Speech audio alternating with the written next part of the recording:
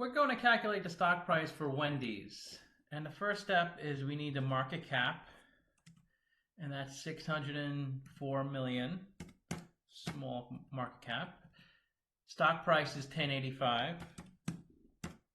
And now if you take the market cap divided by the stock price, you get the shares outstanding. That's 56 million shares. Next is free cash flow. And the best way to calculate the stock price for a company is to estimate future free cash flows and discount that number back to today's dollars. So this is Wendy's Corp. This is the company that receives the royalties from the Wendy's franchisees.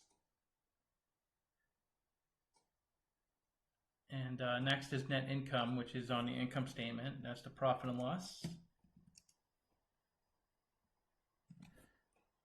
And next is revenue.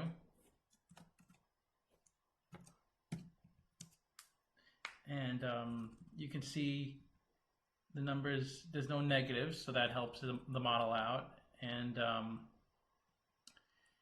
it looks fairly consistent, so that's good.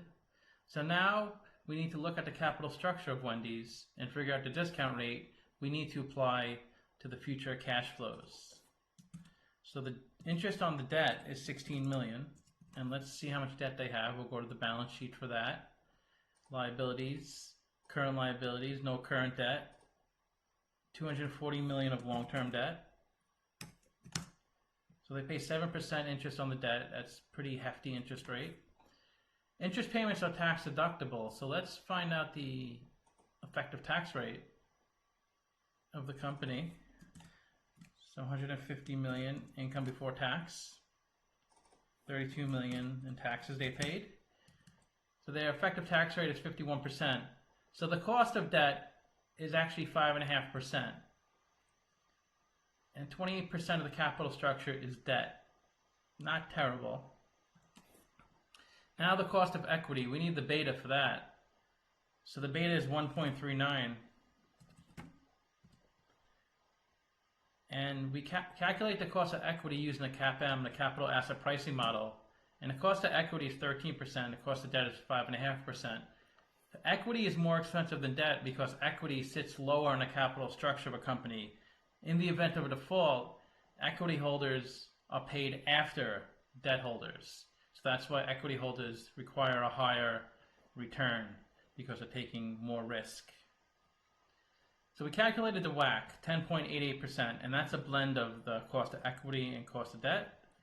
And that's what the company uses to discount its cash flows by. And also uses this rate when it takes on a project to make sure it could earn this type of return, because if it doesn't, then it will not add value to its investors. So we have the expected future cash flows for 4 years. Then we did a terminal value, which is all the years beyond year 4, and we used the Gordon growth model to calculate that. We discounted those numbers back to today's dollar amounts, and we get a value of the company of $610 million, and we divide that by 56 million shares. We get a stock price of $10.95, which is really close to where they're trading at. That's probably the closest I've seen from my model. So it's trading just at intrinsic value. It's come back down. It used to trade well above intrinsic value for a while. It's really come back down to reality. So it probably should stay there unless people feel the future of the company will be better than the past. And that's obviously up to investors to decide that. So everybody has their own opinion on a stock. This is my model and my opinion. So thanks for watching.